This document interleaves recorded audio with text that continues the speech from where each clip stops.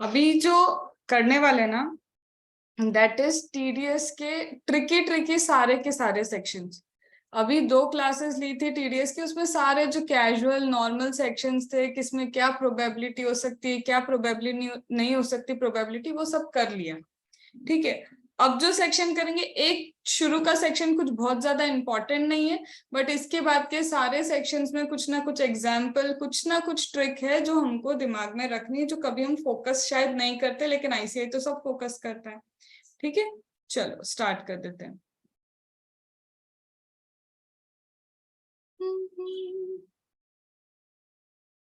चलो, अभी ये सबसे सिंपल सेक्शन चल रहा है, इसमें कोई दिक्कत वाला काम नहीं है। बट एक चीज हम बनाते आ रहे थे, और वो क्या था, हमने ऐसा एक स्टिकी नोट लेके रखा है, और उस स्टिकी नोट में हमने ओनली फॉर रेसिडेंट यहाँ पे सेक्शन लिखना चालू किए। फिर रेसिडेंट के बाद ओनली फॉर नॉन रेसिडेंट, फिर resident as well as non resident के लिए ये सेक्शन हम लोग क्या करते जा रहे हैं, लिखते जा रहे हैं। अब ये सेक्शन लिखना क्यों है, क्योंकि एग्जाम टाइम पे सबसे बड़ा कंफ्यूजन यही रहता है कि कौन सा सेक्शन किसके लिए एप्लीकेबल है। तो मेरे पास एक स्टिकी नोट जरूर होना चाहिए जिसमें मैं सेक्शन वाइज लिख लूं कि कौन सा सिर्फ रेसिडेंट के लिए, कौन सा नॉन रेसिडेंट के लिए, और कौन सा resident as well as non resident के लिए। ये काम करना ही है। टीडीएस का टारगेट एग्जाम में 1.5 घंटा होना चाहिए। 1.5 घंटे में पूरा टीडीएस रिवाइज होता है, और थॉरली रिवाइज होता है, और वो होगा ये स्टिकी नोट से ही। ठीक है, तो एक चीज तो तुमको करनी है, क्या, एक स्टिकी नोट बनाना है पहला, जिसमें रेसिडेंट नॉन रेसिडेंट ये वाले सेक्शंस लिखे होंगे। ये पहली चीज हो गई। इसके अलावा कुछ और भी करना है। हाँ, इसके अलावा भी कुछ और भी करना है। मैम लर्न क्या करेंगे ना, तो तुमको ये तो बिल्कुल लर्न करना ही नहीं है, क्योंकि जब तुम धीरे धीरे आगे बढ़ोगे ना, देन यू वुड रियलाइज कि कहीं ना कहीं ये सेक्शन बड़ा छोटा है, इसमें 2-3 सेक्शन मुश्किल से आएंगे। तो मेरे को पता चल जाएगा कि अरे मुश्किल से 2-3 सेक्शन आ रहे हैं, इसका मतलब मेरे को फोकस क्या करना है, इसको लर्न कर लेती हूँ, इसको लर्न कर लेते हैं, ऑटोमेटिक पता चल जाएगा बचे सारे सेक्शन जो है ना वो किसके लिए, सभी के लिए। बचे हुए सारे सेक्शन किसके लिए, सबके लिए। तो पहली टिप टीडीएस लर्न करने की क्या है, हमारे पास कंपलसरी एक स्टिकी नोट होना चाहिए जिसमें मेरे को ये बाइफर्केशन चाहिए। और लर्न तो वैसे भी सारे सेक्शन होंगे, लेकिन ये मेरे को थॉरली पता होना चाहिए कि ये सेक्शन रेसिडेंट के लिए, ये सेक्शन नॉन रेसिडेंट के लिए। इतना बात समझ में आ गई। दूसरी चीज, अब एक और स्टिकी नोट बनेगा। अब ये स्टिकी नोट कौन सा बनेगा, आईसीआई का काम है कंफ्यूज करना, और हम कंफ्यूज होके आते हैं। वो कंफ्यूज करते हैं लिमिट्स के अंदर। कहीं पे तो लेस देन लिमिट है, कहीं पे ग्रेटर देन लिमिट है, कहीं पे एक्सेस इतने 50 लाख से ऊपर चले जाओगे तो टीडीएस लगेगा, कहीं पे पूरे के पूरे पे क्या होगा, टीडीएस लगेगा। तो मेरे को एक स्टिकी नोट और चाहिए, और इस स्टिकी नोट में क्या होगा, लिमिट्स। कैसे लिखोगे लिमिट, लेस देन वाली, ठीक है, और यहाँ पे ग्रेटर देन, मतलब जो जहां जहां लिखा है ना कि अगर 49,000 भी तुमने विड्रॉ किया चलेगा, 49,999 भी विड्रॉ करते हो तो चलेगा। कौन सा था वो, ईपीएफ। तो वो लिमिट कौन सी है, लेस देन वाली, कि लेस देन तक रहोगे तो नो टीडीएस, और जहां पे लेस देन से ऊपर पहुंच गए वहां पे क्या होगा, आपका टीडीएस डिडक्ट होगा। तो मेरे को क्या चाहिए, एक स्टिकी नोट में लिमिट्स चाहिए, 2 चीज। ठीक है,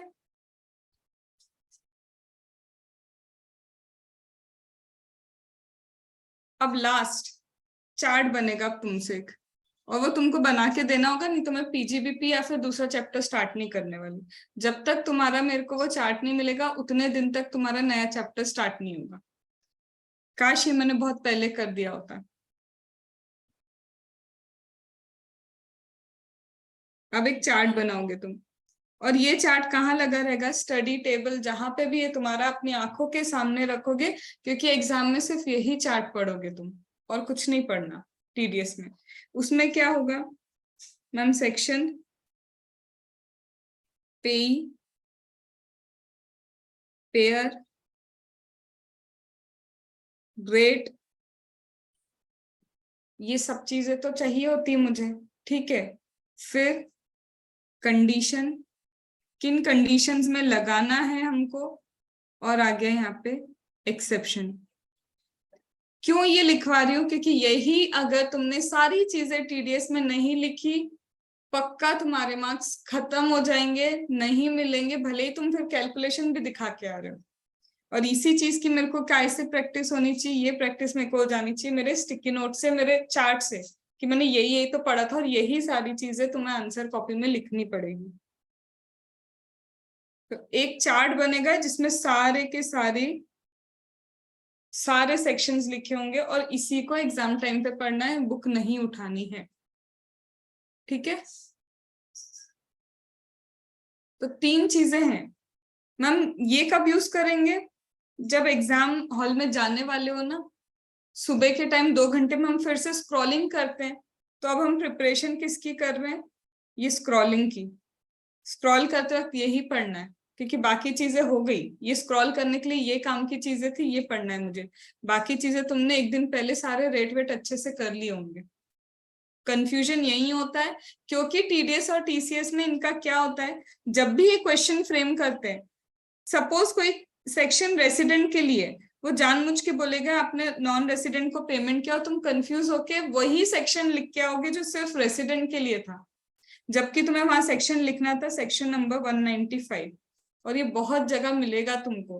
तो इसके लिए मुझे याद होना चाहिए कि कौन सा किसको एप्लीकेबल है, क्योंकि आईसीआई 100% क्वेश्चन में यही करती है, रेसिडेंट की जगह नॉन रेसिडेंट लगा देगी, और तुम सोचते हो कि नहीं नहीं बिल्कुल सही है, क्योंकि उस वक्त याद नहीं रहता है हमको कि पर्टिकुलरली रेसिडेंट था या नॉन रेसिडेंट था, ठीक है।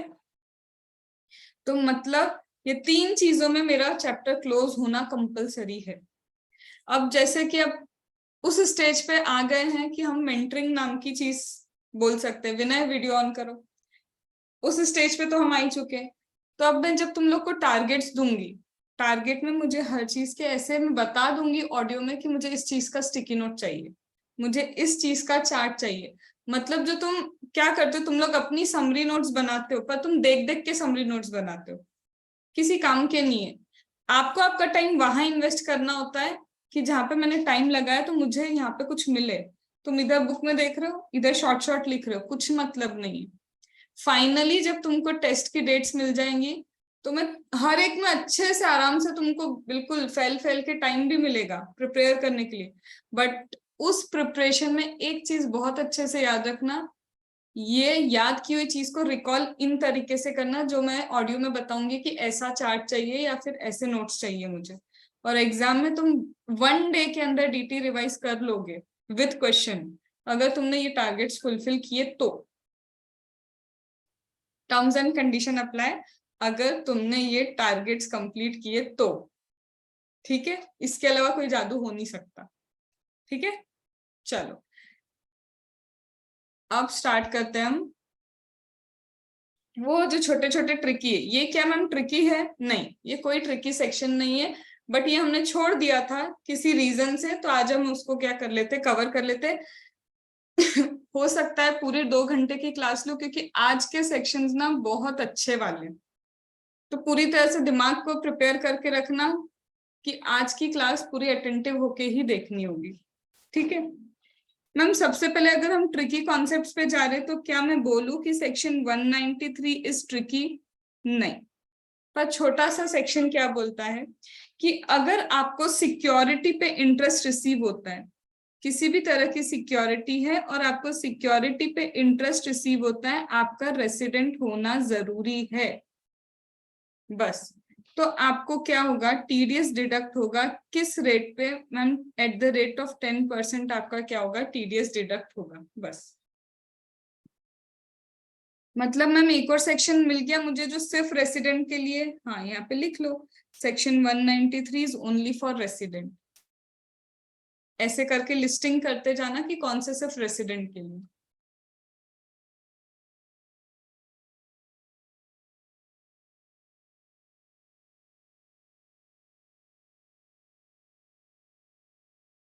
डन।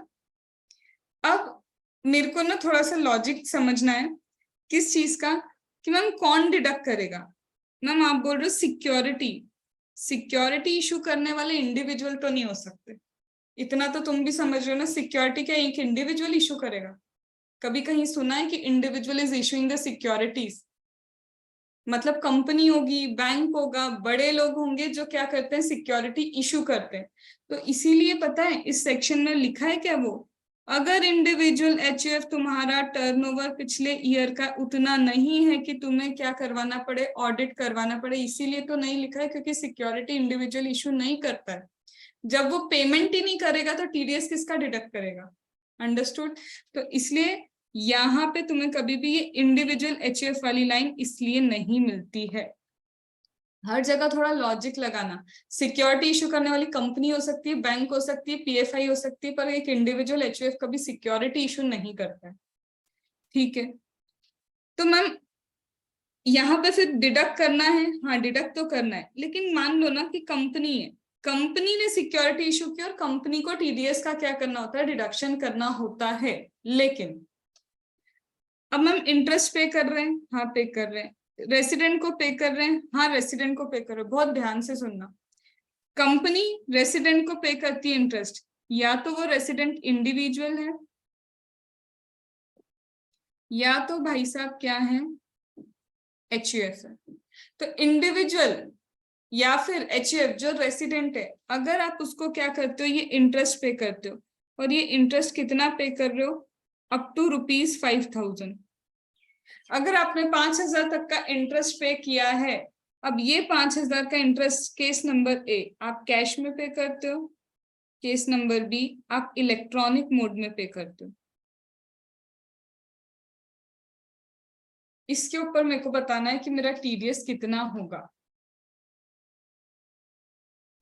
अब सुनो, आईसीआई का काम क्या है, कंफ्यूजन कंफ्यूजन एंड कंफ्यूजन।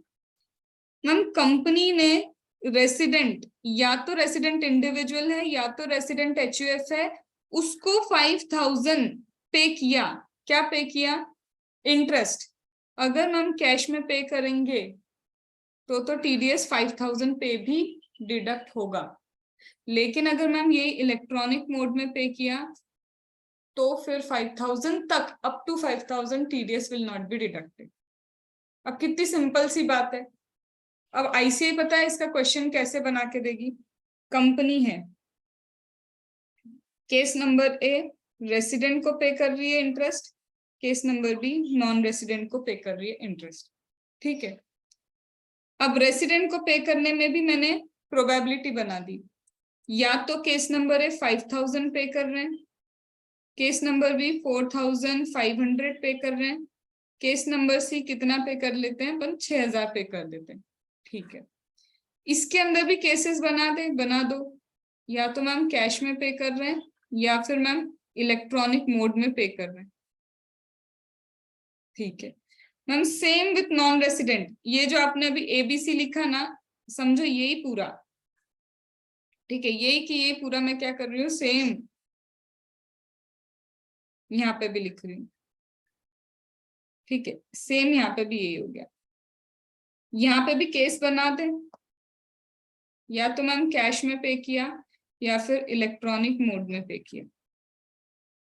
अब पता है क्या हो गया, ये हमारा नया एडजस्टमेंट बन गया, क्वेश्चन नया एडजस्टमेंट। अब हम बैठ के सोच रहे हैं वहां पे, मैं तो नहीं सोच रही, अब तुम सोच के बताओ कि क्या करोगे।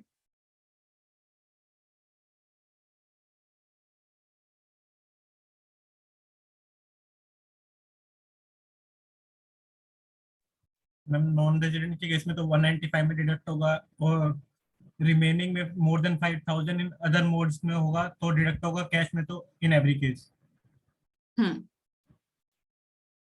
पीयूष तुम भी बताना एक बार। मैम इलेक्ट्रॉनिक मोड में 5,000 तक डिडक्ट नहीं होगा, उसके अबव वाले में होगा, और कैश में सारा होगा रेजिडेंट के केस में। अब मैं बोलूं, रेसिडेंट के केस में इक्वल टू 5,000 अगर आप कैश में पे करो तो भी डिडक्ट होगा, चाहे आप 4,500 पे करो तो भी डिडक्ट होगा, 6,000 पे करने पे तो वैसे भी डिडक्ट होना था, चाहे आपका मोड कोई भी हो, हमको उससे मतलब नहीं। बट अगर यही रेसिडेंट को आप इलेक्ट्रॉनिक मोड में पे करते हो तो यहाँ भी डिडक्शन नहीं है, यहाँ भी डिडक्शन नहीं है, सिर्फ यहाँ पे डिडक्शन होगा। अभी मैं इसमें और थोड़ा सा ना एड ऑन करना है, बट अभी सिर्फ बेस समझ रहे हैं इसका। फिर मैम नॉन रेसिडेंट के केस में, मैम नॉन रेसिडेंट के केस में तो आप कैश और ये ध्यान ही मत रखो। क्यों? क्योंकि ना आपको ये देखना है नॉन रेसिडेंट के लिए, ना आपको ये देखना है। यहाँ तो ये सेक्शन 193 एप्लीकेबल सिर्फ रेसिडेंट के केस में, नॉन रेसिडेंट के केस में कहीं नहीं लिखा कि आपको कैश पेमेंट पे होगा या फिर नॉन कैश पेमेंट पे होगा। वहां तो सीधे 195 में जाना पड़ेगा। इसका मतलब यहाँ तो हर केस में टीडीएस डिडक्ट होगा। आया? ठीक है, अब इतनी बात तो हो गई। अब मैं इसमें थोड़ा सा और एड ऑन कर रही हूँ, पहले लिख देती हूँ, फिर इसके और प्रोबेबिलिटी बनाते हैं। ठीक है,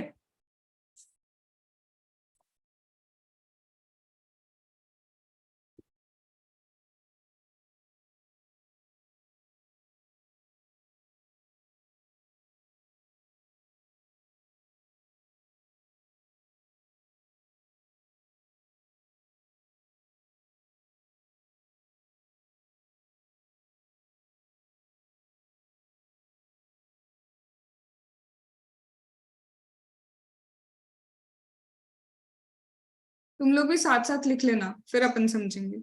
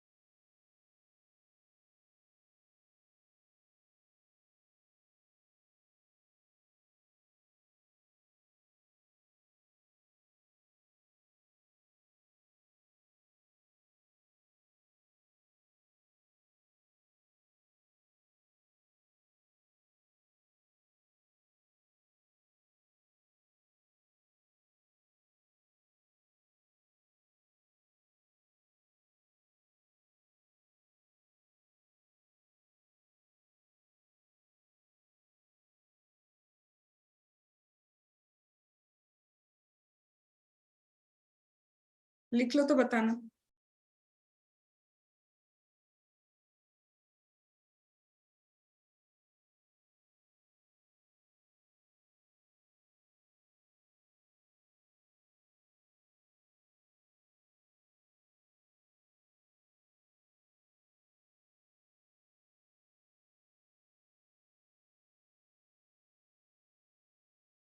डन।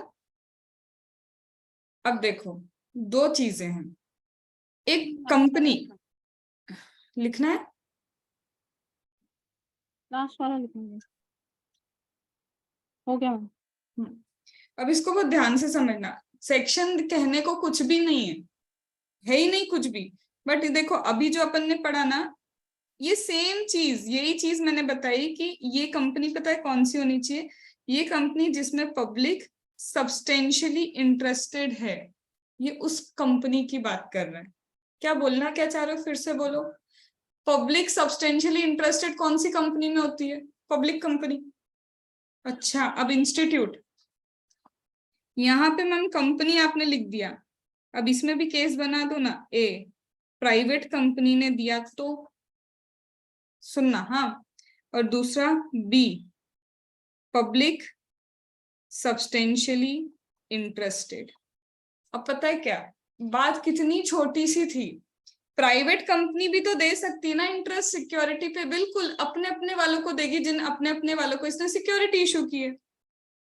पर तुम क्या कर रहे होगे, वो भूल जाओगे कि वो प्राइवेट कंपनी पे टीडीएस का कॉन्सेप्ट पक्का लगेगा, वहां ये 5000 वाली कोई लिमिट ही नहीं है। प्राइवेट वाले को तो डिडक्शन करना ही है इररिस्पेक्टिव ऑफ 5000 की लिमिट। बट जहां पब्लिक सब्सटेंशियली इंटरेस्टेड आ जाती है, वो कंपनी आती है, तब तुम ये 5000 की बातें सोच रहे हो। तो मैंने पता है कुछ नहीं किया, तुम्हें सिर्फ ये बता रही हूँ कि टीडीएस के क्वेश्चन करने से कुछ भी नहीं होगा। एग्जाम टाइम पे if you are focusing on the questions of TDS, बहुत वेस्ट ऑफ टाइम है। तुम्हें फोकस करना है, पेयर यही होना चाहिए, पेई यही होना चाहिए, पेयर पेई कंडीशन, एक एक चीज। जैसे आईडीटी में आरसीएम के लिए क्या करते हो, रिसिपेंट यही चाहिए, पेयर यही चाहिए, सेम यहाँ पे वही कंसेप्ट लग रहे हैं। समझ में आया? अब मैंने कुछ नहीं किया, कंपनी चेंज कर दी और तुम लिख के भी आ रहे होगे 5000 ये वो, और फिर हम आके बोलते पेपर बड़ा इजी था लेकिन मार्क्स नहीं आए, क्योंकि पेपर इजी नहीं था, वो छोटे छोटे टर्मिनोलॉजी चेंज कर रहे हैं बस बैठ के। आया? तो इसलिए चार्ट का बना होना बहुत बहुत बहुत आवश्यक है। ठीक है, अभी तक इतना समझ में आया। ये पब्लिक सब्सटेंशियल इंटरेस्टेड, मैं लिटरली टीडीएस को धीरे करवा रही हूँ क्योंकि मैं 8 नंबर खो नहीं सकती।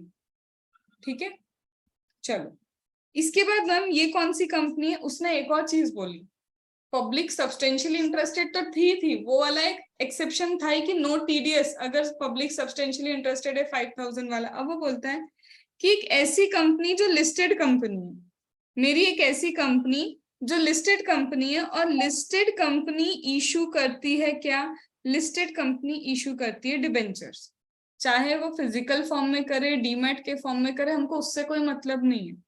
मेरी लिस्टेड कंपनी ने डिबेंचर्स इशू किए हैं, अगर वो डिबेंचर लिस्टेड है रिकॉग्नाइज्ड स्टॉक एक्सचेंज में, तो तब भी अगर आप 5000 तक भी इंटरेस्ट पे करते हो तो भी टीडीएस लगेगा, क्योंकि उसकी कंडीशन पता है क्या है।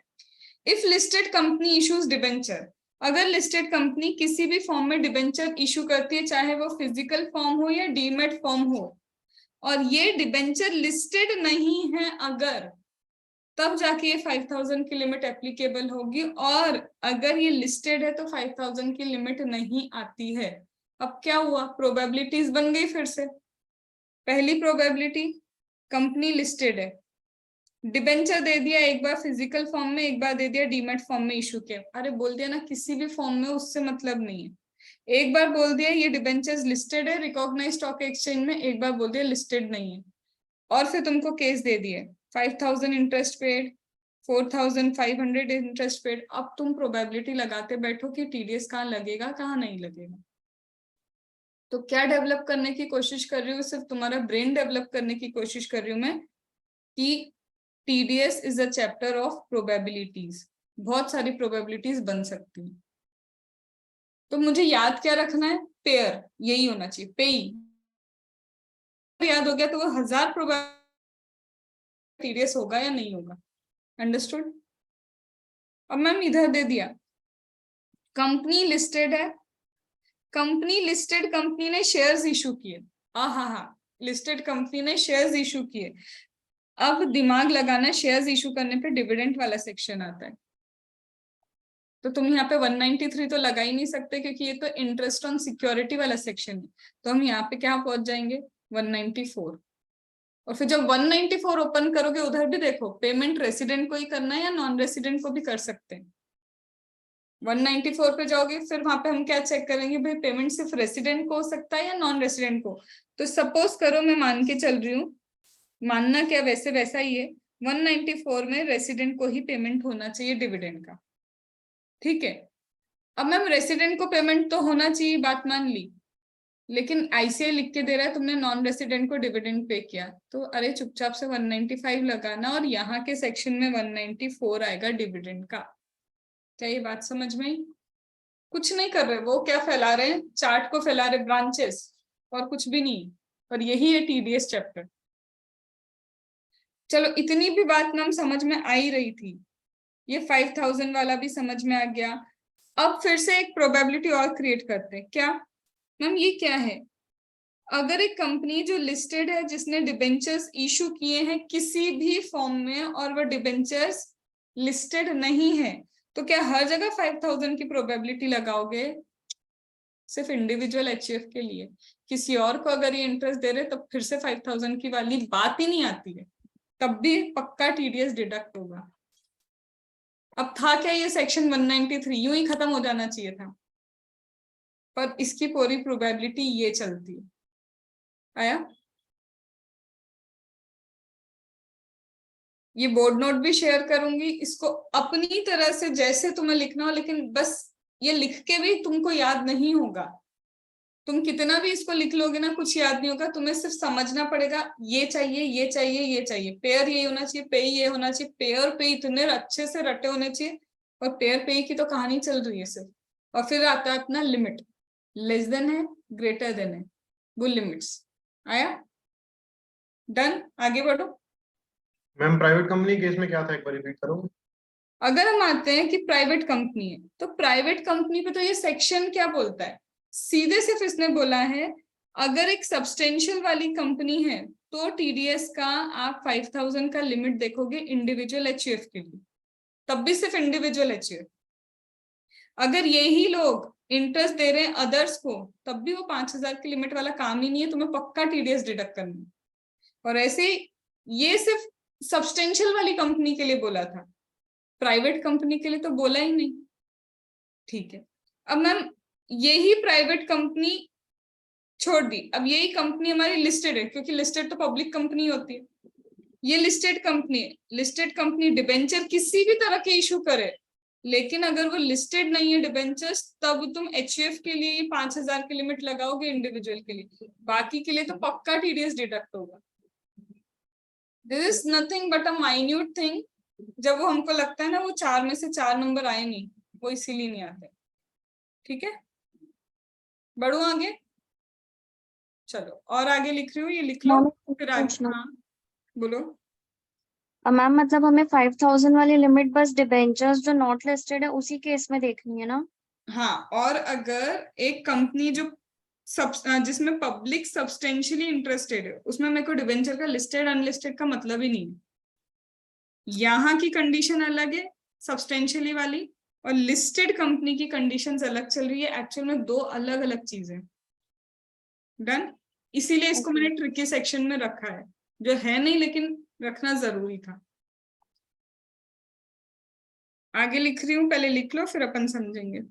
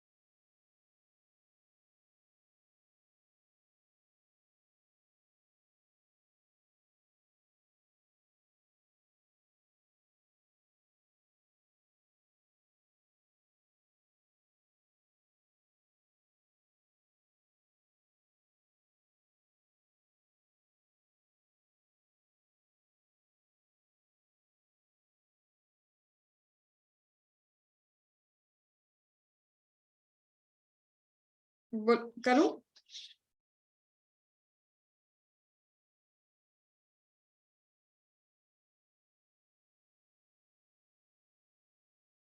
अब देखो, लिख लिया तो बताओ। अब इसमें क्या है, फिर से मैम नो टीडीएस की बात, यहाँ पे भी तो नो टीडीएस की बात कर रहे थे कि नो टीडीएस डिबेंचर ये वो सारी चीजें चल रही थी, पर सिक्योरिटी का मतलब समझते हो, security is not only about debenture.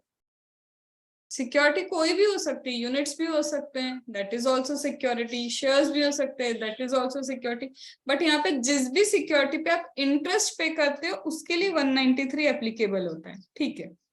अभी बोलते मैम कोई भी कंपनी, कोई भी का मतलब मैम पब्लिक ले लो, ठीक है, या फिर कोई और भी कंपनी लेना है, गवर्नमेंट, ये वो, मतलब किसी भी तरह की कंपनी अगर सिक्योरिटी डीमैट फॉर्म में इशू करती है और वो अगर लिस्टेड है, फिर से किसी भी तरह की कंपनी सिक्योरिटी इशू कर रही है, डीमैट फॉर्म में इशू कर रही है, अगर वो लिस्टेड है, भाई अमाउंट कुछ भी मत देखो, सामने वाले का स्टेटस भी मत देखो कि वो रेसिडेंट है नॉन रेसिडेंट है, सबके लिए क्या कर दिया, नो टीडीएस। मतलब इधर क्या बता रहे थे वो, थोड़ा सा कनेक्टिविटी पे आए मैम, यहाँ पे इनकम्प्लीट छोड़ दिया, हाँ छोड़ दिया। यहाँ पे तो मैम समझ में आया था कि नॉट लिस्टेड, तो ये 5000 ये वो सारी चीजें करनी है। बट दूसरे जगह जाके उसने एक्सेप्शन दिया और एक्सेप्शन में लिखा कि कोई भी कंपनी किसी भी तरह की सिक्योरिटी डीमैट फॉर्म में अगर इशू करती है, अगर कोई भी कंपनी किसी भी तरह की सिक्योरिटी डीमैट फॉर्म में क्या करती है, इशू करती है, बस वो सिक्योरिटी का लिस्टेड होना जरूरी है। भाई अमाउंट भी भूल जाओ, स्टेटस भी भूल जाओ, ऑलवेज नो टीडीएस, ये वाला है। अब मैं इसको इधर लिंक कर देती हूँ। क्यों लिंक करना जरूरी है? क्योंकि सिक्योरिटी लिखा है, सिक्योरिटी में तो डिबेंचर भी तो सिक्योरिटी है हमारी, ठीक है मैम। अगर एक कंपनी, जैसा अभी आपने बोला कंपनी लिस्टेड है, हाँ लिस्टेड है, कोई भी सिक्योरिटी हो गया, डिबेंचर भी एक सिक्योरिटी है, लिस्टेड है रिकॉग्नाइज्ड स्टॉक एक्सचेंज में, इधर से फिर मेरे 2 एरोज निकलने वाले। क्यों? क्योंकि यहाँ पे मैम आप बोल रहे थे एनी फॉर्म, पर ये जो एक्सेप्शन है वो एनी फॉर्म के लिए नहीं है, वो स्पेसिफिकली क्या बोल रहे हैं, ऐसी सिक्योरिटी जो आपने कैसे इशू की है, डीमैट फॉर्म में इशू की है, और अगर वो लिस्टेड है तो ऑलवेज नो टीडीएस है। यहाँ पे तो मैं एनी फॉर्म पे चल रही थी ना, ये कोई भी फॉर्म में डिबेंचर इशू कर दो बस, तो अगर किसी भी फॉर्म में डिबेंचर इशू करोगे यहाँ पे आओगे, लेकिन अगर ये डिबेंचर लिस्टेड में इशू हुआ है और लिस्टेड है स्टॉक एक्सचेंज में, तो कभी भी टीडीएस नहीं होगा, irrespective of amount, irrespective of status. अब मैं इसको कंप्लीटली लिख देती हूँ।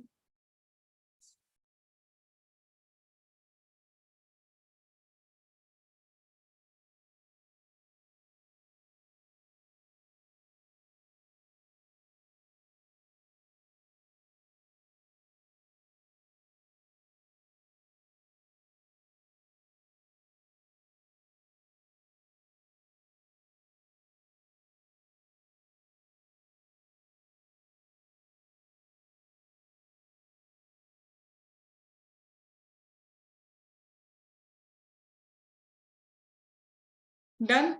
अब ये एक्चुअल में क्या थे, 2 अलग अलग पॉइंट थे जिनको मुझे मिक्स करना जरूरी था, क्योंकि वहां क्लियरली लिखा है कि कोई भी सिक्योरिटी हो सकती है। अब सिक्योरिटी तो किसी भी तरह की हो सकती है, सिक्योरिटी की डेफिनेशन में डिबेंचर भी आता है। डन।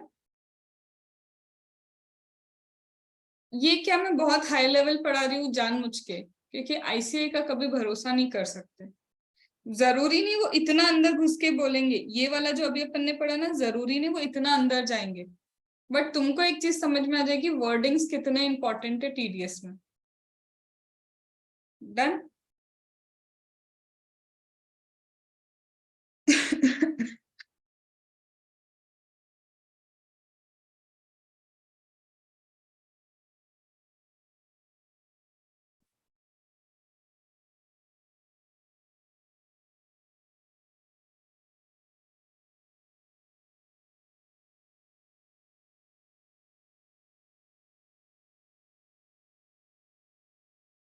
जनरल बोलो, कोई भी टीडीएस डिडक्ट नहीं होगा। कब तक? कुछ अमाउंट है क्या इसमें, इतना तक अमाउंट होगा तो हम कुछ भी टीडीएस डिडक्ट ही नहीं करेंगे।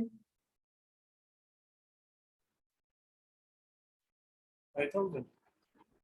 हाँ, इंटरेस्ट का कुछ है कि इतना तक अगर इंटरेस्ट पे कर रहे हो सिक्योरिटी पे तो हम नहीं करेंगे टीडीएस डिडक्ट। कोई लिमिट याद आती हो? 5,000, 6,000, 7,000, 8,000, 9,000, 10,000, कुछ तो लिमिट होगी।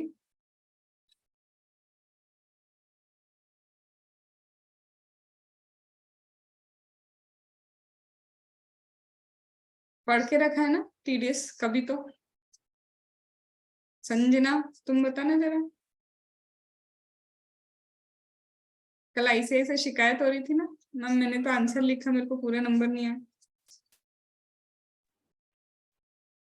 194A में जो एक कुछ है interest। कुछ तो अमाउंट है यार, मेरे को ऐसा लग रहा है कुछ तो अमाउंट हो 10,000। सकता है। हाँ, 10,000। A 5,000, B 10,000, C 15,000, D none of the above।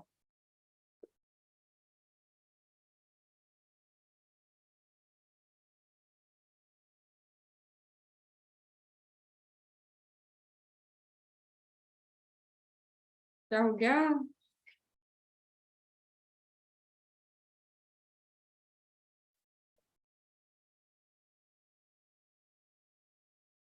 तुम्हें पता है क्यों लिमिट्स इसलिए इंपॉर्टेंट है? तुम्हारे ऐसे ही भूलने के चक्कर में।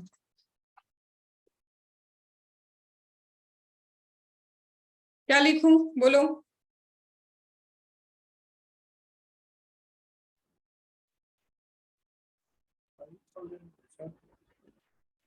10,000। अभी 10,000 इन जनरल सबके लिए कि कोई स्पेसिफिक केस है वहीं पे है? बैंक वगैरह के केस पे 10,000 की लिमिट है शायद। बॉन्ड्स का था, गवर्नमेंट के बॉन्ड्स। बस गवर्नमेंट वालों के लिए 10,000। अब इसमें सेविंग सर्टिफिकेट है, वो बहुत सारी चीजें आती है, लेकिन इतने इन डेप्थ में जाने का नहीं। ठीक है, लिख लो।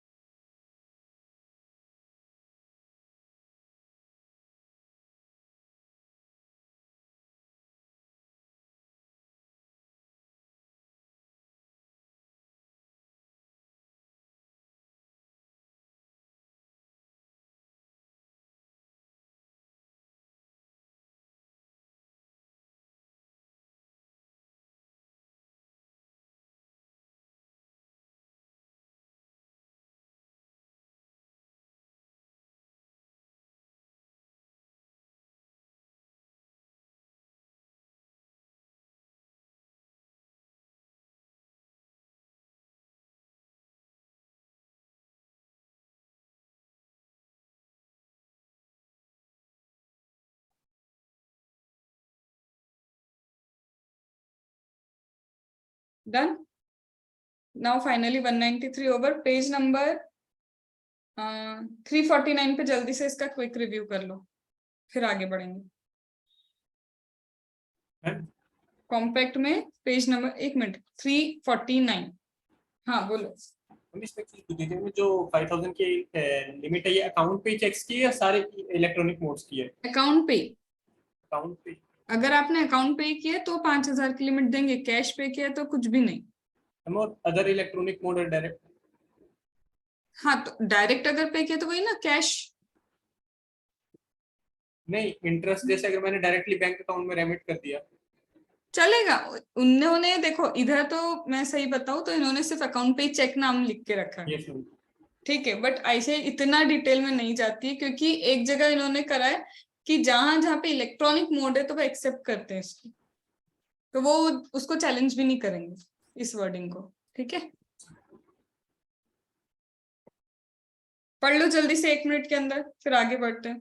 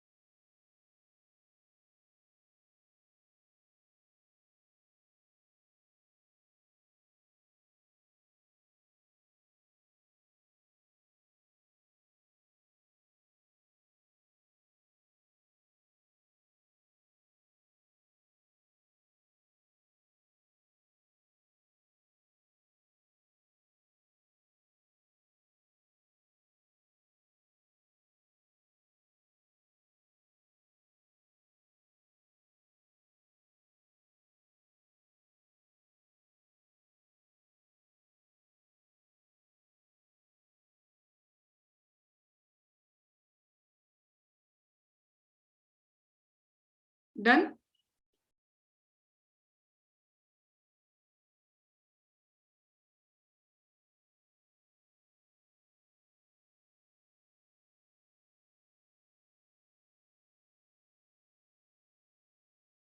बढ़ू आगे,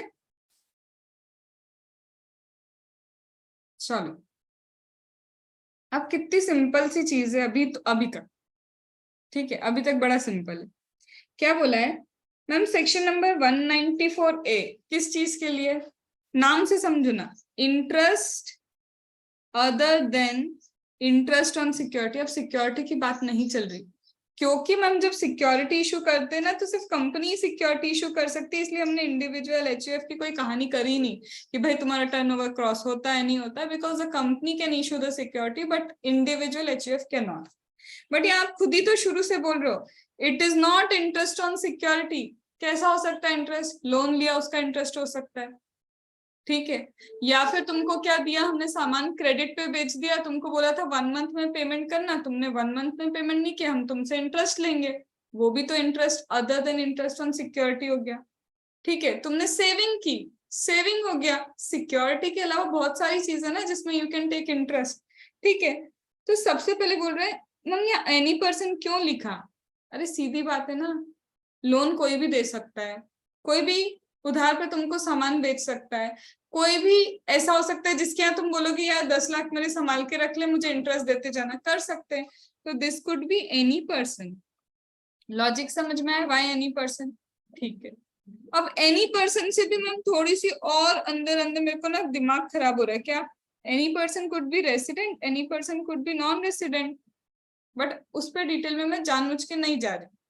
सीधी बात है, कोई भी पर्सन हो सकता है किसी भी कैटेगरी का, ठीक है। लेकिन मैम अगर ये पर्सन इंडिविजुअल एचयूएफ हुआ तो मतलब मैंने क्या किया, मेरी बहन को बोला, मेरी सिस्टर को मैंने क्या बोला, मैंने ना 2 लाख रुपीस संभाल के रखे, एक काम कर ये 2 लाख अपने पास रख और मेरे को हर महीने का इंटरेस्ट देते रहना। घर में भी तो चलता है ना आपस में, इधर से हमने रिलेटिव्स से क्या ले लिया, लोन ले लिया, फिर रिलेटिव्स को हम क्या दे रहे हैं, इंटरेस्ट दे रहे हैं, होता रहता है। तो मैंने क्या किया, सिस्टर को बोला 2 लाख रुपीस ये ले और मेरे को क्या देते रहना, इंटरेस्ट देते रहना। अब सिस्टर पता है क्या कर रही है, सिस्टर तो अभी कॉलेज में पढ़ रही है और उसको इतनी बड़ी लाइबिलिटी दे दी टीडीएस की, फिर टीडीएस के रिटर्न भरेगी, टीडीएस का सर्टिफिकेट इशू करेगी, नहीं हो सकता ना। तो यहाँ पे क्या बोल रहे हैं वो, अरे इंडिविजुअल एचयूएफ क्या तुम्हारा पिछले साल टर्नओवर उतना एक्सीड हुआ है जिसके कारण तुम पे टैक्स ऑडिट हो सकता है? टैक्स ऑडिट मतलब तुम बिजनेस वाले हो, तुम्हारा टर्नओवर एक्सीड हुआ है तो ठीक है, तुमको तो फिर टीडीएस डिडक्ट करना पड़ेगा। लेकिन ऐसे लोग जिन्होंने या तो बिजनेस ही नहीं किया या फिर छोटा मोटा बिजनेस करते हैं, तो उनके लिए थोड़ी ना ही है, फिर उनको बोला आप रहने दो। ऐसा नहीं है, अब भी मना किया, आगे जाके इसमें भी वो फंसाएगा। बट अभी चुपचाप क्या बोला कि एनी पर्सन में तो इंडिविजुअल एचयूएफ भी आ जाते हैं, तो एक बार इंडिविजुअल एचयूएफ का मुझे टर्नओवर काउंट करना चाहिए। अब पता है क्या, एक स्टिकी नोट मेरा और आएगा। कौन सा आएगा? कौन कौन से ऐसे सेक्शन है जहां पे मेरे को इंडिविजुअल एचयूएफ को हटाना पड़ेगा कि तुम टीडीएस डिडक्ट मत करना। क्यों? क्योंकि हमारा इंस्टीट्यूट पक्का देगा इंडिविजुअल ने क्या किया है, इंटरेस्ट का पेमेंट किया है और उसका टर्नओवर क्रॉस नहीं होता, और तुम ऐसी जगह ये वाली चीज लगा के आओगे जबकि उस सेक्शन में भी उसको क्या नहीं दिया, एक्सेप्शन नहीं दिया। तो मेरे को क्या रटे होने चाहिए यहाँ पे, वो सारे सेक्शन जिसमें इंडिविजुअल एचयूएफ का एक्सेप्शन है।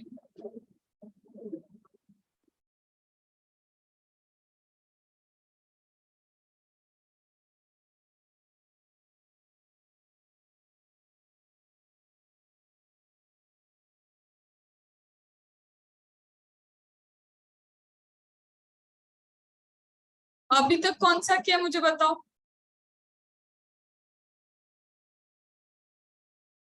लिख ही नहीं पा रही आगे में, बोलो। 194I। हाँ, क्योंकि कल एक ही लड़की ने अटेंड की थी ना क्लास, तो उसको पता है। ओहो। और सी वाला भी तो था ना मैम, कॉन्ट्रैक्ट वाला। बट वो अभी सेक्शन नहीं हुआ है, ये भी बता दूं, नहीं तो सोचो ये भी निकल गया। और अभी अभी जो किया वो तो बोल लो। 194A। ठीक है, तो ये मेरे क्या बन जाएंगे, मुझे ये भी एग्जाम टाइम पे ध्यान देना चाहिए क्योंकि इंस्टीट्यूट बहुत बदमाश है। वो ऐसी जगह तुम्हें टर्नओवर वाली चीज देगा जहाँ पे तुम्हें लगानी भी नहीं थी, और तुम खुशी से लगा के आ रहोगे कि इंडिविजुअल एचयूएफ को, क्योंकि टर्नओवर बेचारे का इतना है, तुम कहानी लिख के आओगे वो पूरी कहानी क्रॉस कर देगा। ठीक है, तो कितने चीज हो गई, 3 स्टिकी नोट्स और एक चार्ट। ठीक है, जिसमें कंडीशन एक्सेप्शन में सब कुछ आ जाएगा एक बार। अब फिर से आते हैं, तो मैम क्या बोला है यहाँ पे, अगर कोई भी पर्सन बीइंग एनी पर्सन, अगर उसका टर्नओवर एक्सीड हो गया, हम मान के चल रहे हैं, अगर मैम वो नॉन रेसिडेंट को इंटरेस्ट पे करता है, तो ये वाला सेक्शन है सिर्फ रेसिडेंट के लिए, कि जिसको तुम पे कर रहे हो वो सामने वाला होना चाहिए रेसिडेंट, तो टीडीएस तुम 10% का डिडक्ट करोगे। लेकिन मैम अगर ये नॉन रेसिडेंट हुआ तो टीडीएस डिडक्ट ही नहीं होगा, कैसी बात कर दी। हम जाएंगे सेक्शन 195 पे। तो ऐसे स्टेप बाय स्टेप सोचते हुए चलना टीडीएस को। आया? अब ये तो क्या खत्म हो गया, नहीं नहीं मैम ऐसे कैसे खत्म हो गया, कब डिडक्ट करोगे, पेमेंट और credit which ever is earlier, उसमें कोई प्रॉब्लम नहीं है, payment credit which ever is earlier. अब मैं कुछ एक्सेप्शंस के चार्ट बना रही हूँ, पहले बना लो फिर उसको समझेंगे। ठीक है,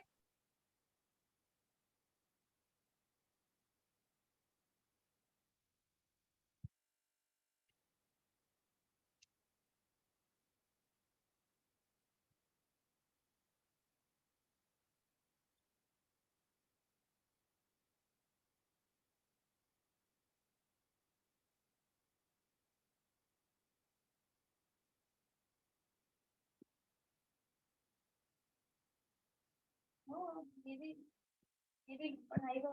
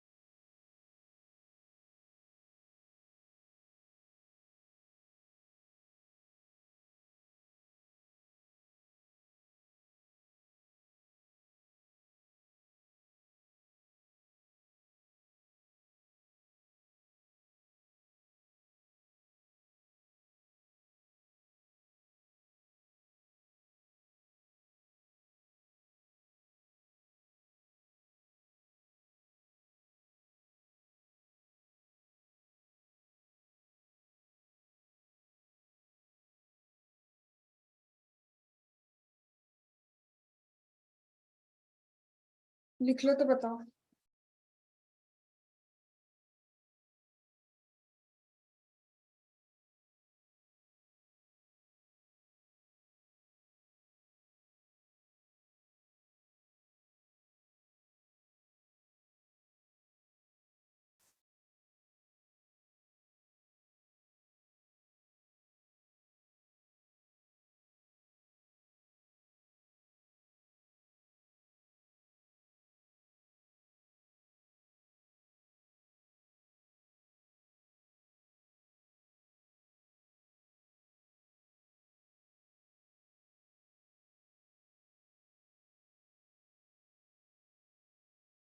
डन।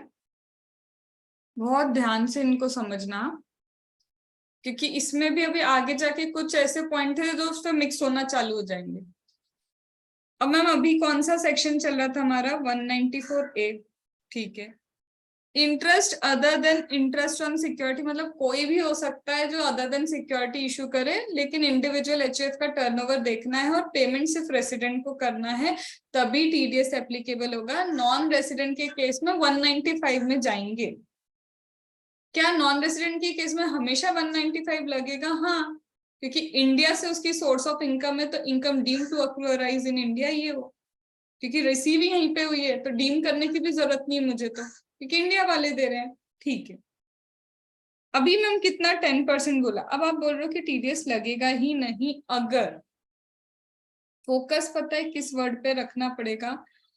अगर पेयर कौन है, यहाँ पे अभी वो बता रहे पेयर कौन होगा तब तुमको टीडीएस नहीं लगेगा। या तो तुम्हारा पेयर कौन है, तुमने किसी भी तरह का टाइम डिपॉजिट करवाया है, तुम फोकस करो इस वर्ड पे। पोस्ट ऑफिस में मैंने सिर्फ डिपॉजिट लिखा है, वहां टाइम डिपॉजिट से मतलब नहीं है, वहां रिकरिंग डिपॉजिट से मतलब नहीं है, वहां सिर्फ सेविंग भी तो डिपॉजिट होता है।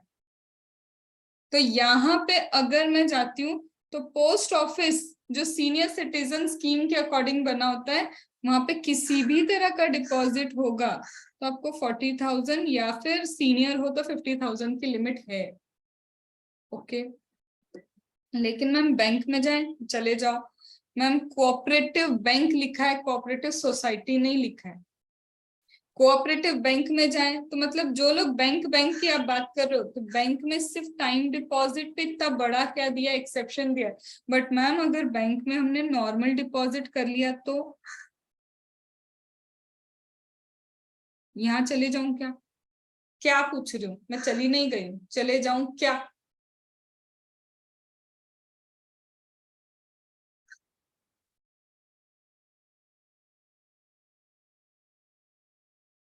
क्या मैं बोलूं कि फिर 5,000 लगेगा या कि कुछ तो और है मैम? ये तो नहीं लग सकता। 5,000 लगेगा पक्का? चलो 2 मिनट के लिए अभी ये भी नहीं सोचते, अभी के लिए समझो कि मैंने ये पूछा ही नहीं क्वेश्चन। मैम बैंकिंग कंपनी है, बैंक जहां दिख जाए तो बैंक पे टाइम डिपॉजिट पे बड़ा वाला क्या देके रखा है, मुझे एक्सेप्शन दिया है कि 40,000 तक तुम्हें कुछ भी नहीं लगेगा, और सीनियर हो तो 50,000 तक कोई टीडीएस नहीं आएगा। लेकिन ये किसके हिसाब से है? पेयर। पेयर यही होना चाहिए। एक मिनट मैम, रुको रुको रुको, थोड़ा सा अब इसको एलेबरेट कर लेते हैं। मैम एक कंपनी है, कंपनी इंटरेस्ट पे कर रही है, क्या मैं 40,000 लगाऊं, क्या मैं 50,000 लगाऊं? कंपनी के पास तुमने प्राइवेट बैंक, यहाँ बैंकिंग कंपनी लिखा है, यहाँ ये नहीं लिखा प्राइवेट पब्लिक, इससे कोई मतलब नहीं है। मैं तो एक जनरल कंपनी की बात कर रही हूँ, कंपनी इंटरेस्ट पे कर रही है क्योंकि कंपनी के पास मैंने कुछ डिपॉजिट रख रखा था कुछ टाइम के लिए। क्या तुम ये सेक्शन लगा सकते हो? वापिस अब कहाँ जाओगे तुम? ये सेक्शन तो लगाओगे, लेकिन अब यहाँ पे कहाँ चले जाओगे? क्योंकि other than interest on security की लिमिट चल रही है। क्या तुम ये बात समझ पाए कि मेरा पेयर का कितना जरूरी है? मेरे को समझना कि भाई पेयर यही होना चाहिए। अगर मैम इसके अलावा मैं किसी और को पेयर बनाऊं, अदर मतलब प्राइवेट कंपनी हो गया या कोई भी जो बैंकिंग वाले नहीं है, तो बैंकिंग वाले अगर पे कर रहे हैं ना, तो वहां 5,000 पे जाओगे। अभी मैंने पेयर पे बात की है, क्या यहाँ तक बात समझ में आई? तो बात कितनी सिंपल है, पेयर याद होना जरूरी है। यहाँ तक ओके?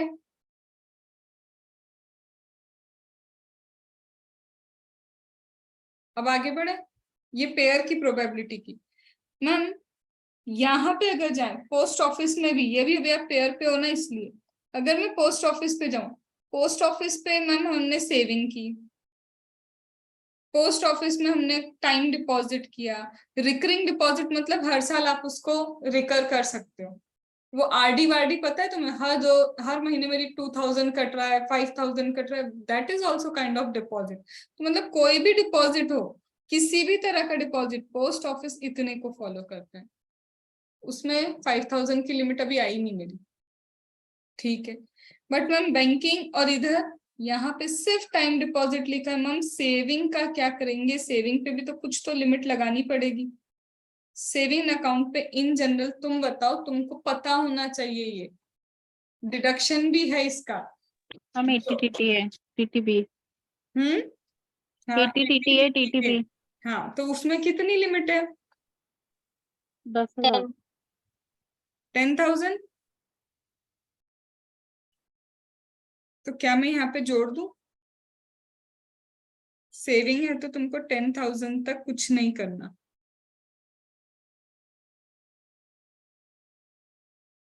अब इस पे मैं थोड़ा सा भी क्या करके रख रही हूँ, क्वेश्चन मार्क छोड़ के रख रही हूँ अभी, ठीक है। आज मैं ज्यादा नहीं, 4 ही सेक्शन कराऊंगी, इसके बाद 194C और J। बहुत सुकून शांति से इसको अच्छे से पढ़ना, क्योंकि कॉम्पैक्ट तुम्हें हेल्प नहीं करने वाली इसमें। कॉम्पैक्ट में ऐसे फैला हुआ नहीं है, तुम्हें बहुत शांति से सोचना पड़ेगा कि कहाँ पे क्या मुझे करना है, क्योंकि ऐसे ही थोड़ी ना बोल दिया है कि आएगा टीडीएस का चैप्टर, तो मार्क्स भी ऐसे ही नहीं आ जाएंगे। अगर ढंग का पेपर बना तो ऐसे ही छोटी छोटी चीजें उसमें तुम देख लेना, क्वेश्चन बैंक में भी यही मिलेंगी, ठीक है।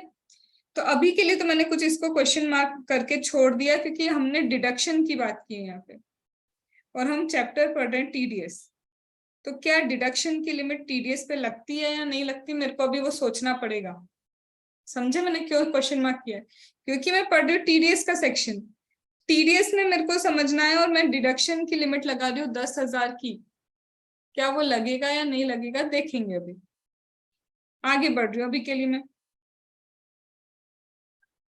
चलो, तो अभी तक मैम हमने क्या देखा? अगर पेयर पेयर पेयर मेरा बैंक है, बस मेरे को बैंक नाम याद रखना है, तो 40 and 50,000 for time limit, time deposit, किसी भी तरह का टाइम डिपॉजिट। लेकिन पोस्ट ऑफिस है तो सिर्फ डिपॉजिट वर्ड लिखा है कि डिपॉजिट पे आपको 40 और 50,000 मिल जाएगा। यहाँ तक बात क्लियर है? इसके अलावा हम पेयर ही चेंज कर दे तो बैंक ना रहे, तो सीधे तुम अगर interest other than interest on security कोई कंपनी देता है, कोई और देता है, तो वहां लिमिट ही सीधे हो जाती है 5,000। ये सिर्फ बैंक वाले हैं जो इतनी बड़ी बड़ी लिमिट देते हैं। अब मेरे को इस लिमिट के ऊपर थोड़ी बात करनी है।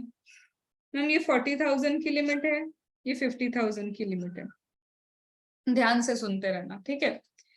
मैम प्रॉब्लम क्या है पता है? ये हो गया मेरा बैंक, कौन सा बैंक हो गया? HDFC। ये हो गया मेरा बैंक, कौन सा? ICICI, ठीक है। ये हो गया मेरा बैंक PNB, ठीक है। एक चीज, ये कुछ तो केस में निकालने वाली इसलिए बोला है मैंने। फिर हम जाते फिर से सिर्फ HDFC पे, ठीक है। HDFC की अलग अलग ब्रांच है, एक A में भी है, एक B पे है ब्रांच, एक C पे है। ये मैंने ब्रांचेस क्रिएट कर दी सिर्फ HDFC की। मैम एक चीज बताओ, क्या बताऊं मैम? हमने यहाँ पे भी टाइम डिपॉजिट किया है, कितना ले लेते? बहुत पैसा है अपने पास, 20 लाख का यहाँ कर दिया टाइम डिपॉजिट।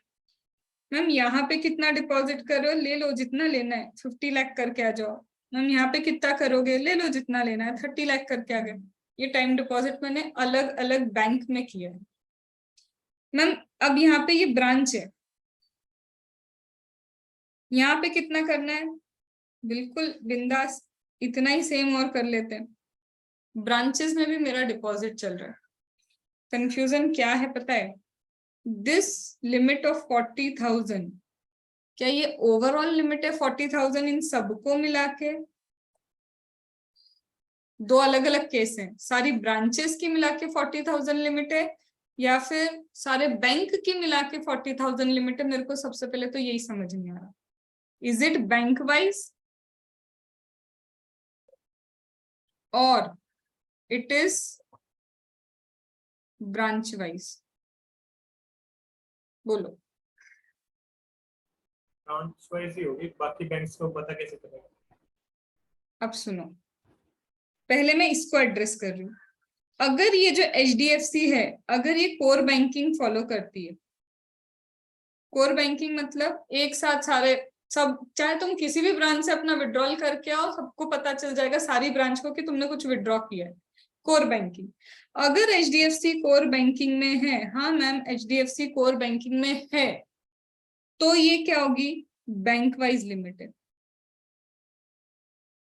मतलब एचडीएफसी ओवरऑल, एचडीएफसी में तुमने जब डिपॉजिट किया तो तुम्हारे को 40 या 50 मिलेगा, लेकिन मैम बेचारी एचडीएफसी कोर बैंकिंग फॉलो नहीं करती, पता ही नहीं चलता, तुम पड़ोस की ब्रांच से 10,000 निकालो, इसको पता ही नहीं कि तुमने 10,000 निकाल के रखा, that is not core banking. तो ये लिमिट क्या हो जाती है, ब्रांच वाइज। समझ में? तो इसके लिए मुझे क्या देखना पड़ेगा,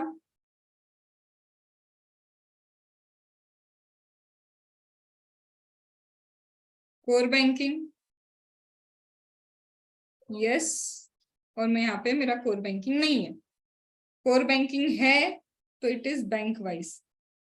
बैंक वाइज मतलब पी सिस्टम, ठीक है। अब वो भी बन रहा है क्योंकि तुम्हारे कार्ड कहीं पे भी किसी भी बैंक में चले जाते हैं और यूज भी हो जाते हैं, वो अलग चीज है। लेकिन यहाँ पे कोर बैंकिंग है, हाँ है, तो तुम जाओगे बैंक वाइज है ये लिमिट, लेकिन कोर बैंकिंग नहीं है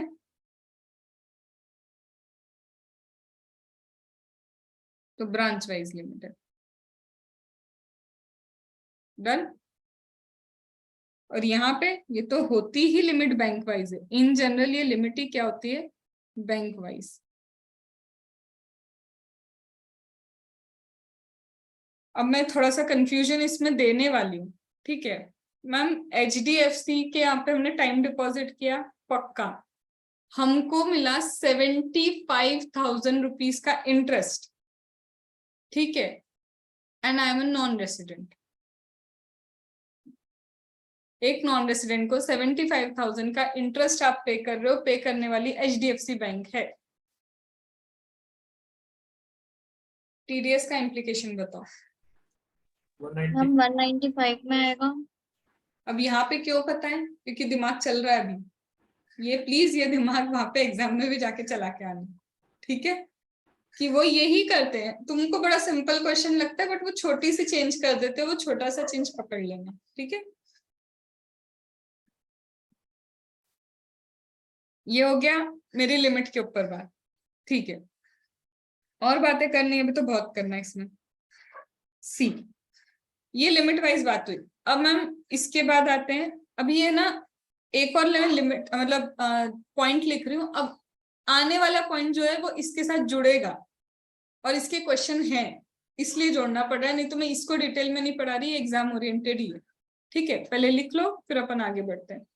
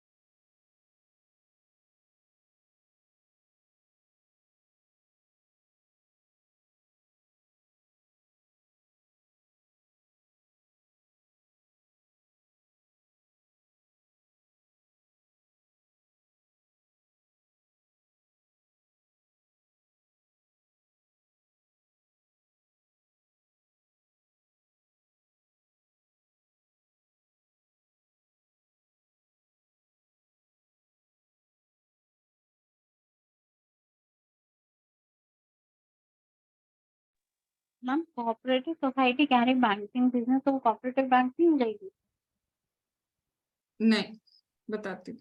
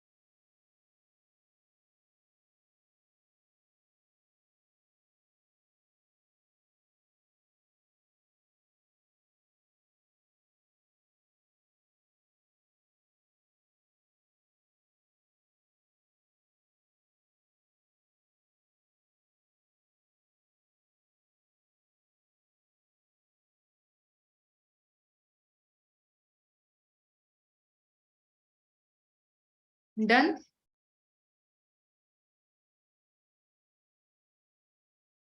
अब ए कैटेगरी पॉइंटर्स यही है, इसके बाद सारे इजी हैं, ठीक है, सबसे ए कैटेगरी यही है। अब इसको समझते हैं। मैम अभी तक क्या क्या बात की थी? अभी तक 194A में था interest other than interest on security, कोई भी हो सकता है, इंडिविजुअल एचएफ को माफी है on the basis of turnover देना है, तो ये इंटरेस्ट देना पड़ेगा रेसिडेंट को, तभी टीडीएस डिडक्ट होगा 10%, और नॉन रेसिडेंट को दिया तो आपको 195 में मूव करना पड़ेगा।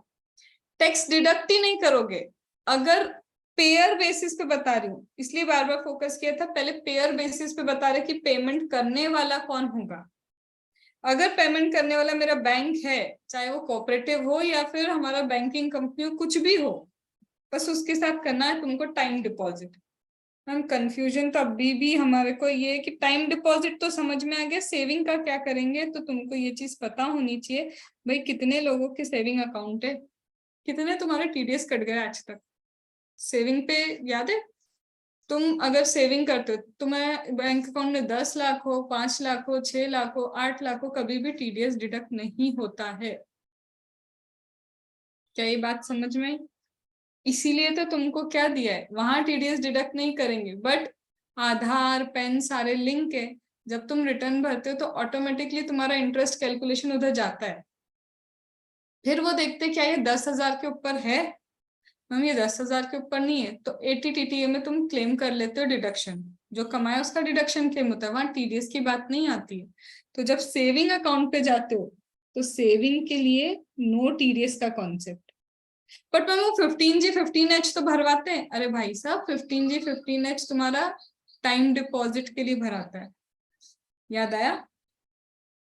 ठीक है, तो इसका आंसर मिल गया, इसलिए क्वेश्चन मार्क करके तुम्हारी इतनी सारी लिमिट्स सुनी मैंने, मेरे को भी लगा कि एक बार मैं भी सोच लूं कि मेरे अकाउंट से तो पैसा जाता है लेकिन टीडीएस तो डिडक्ट ही नहीं होता, कहीं बैंक तो गलत नहीं कर रही।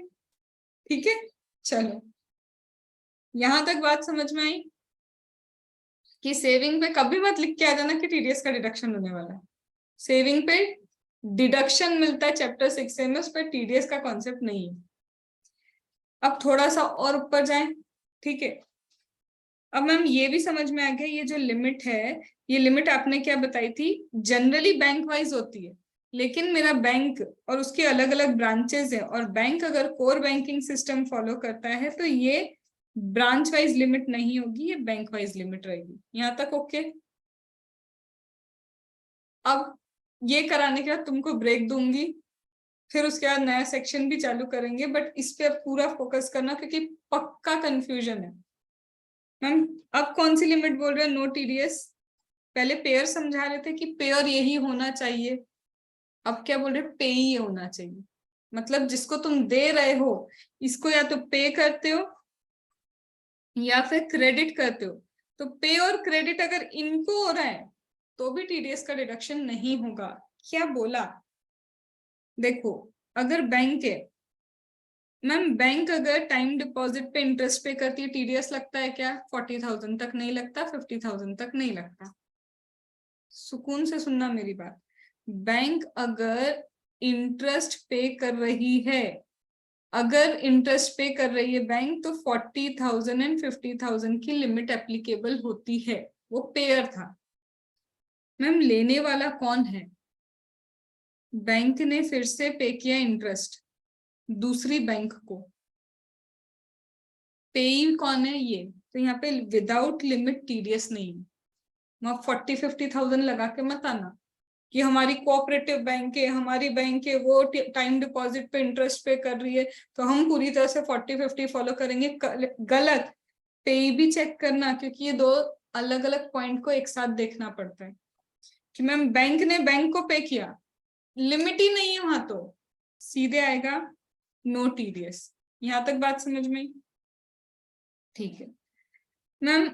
कोऑपरेटिव सोसाइटी को पे किया, फिर से बैंक पे ही कर रही है, लेकिन ऐसी कोऑपरेटिव सोसाइटी को पे कर रही है जो बैंक का ही काम करती है, ठीक है, या फिर जो इंश्योरेंस का काम करती है, तो भी बैंक दे ही रही थी टाइम डिपॉजिट पे, लेकिन सामने देख लिया कि भाई ये तो वो लोग हैं जिन पे विदाउट लिमिट नो टीडीएस है।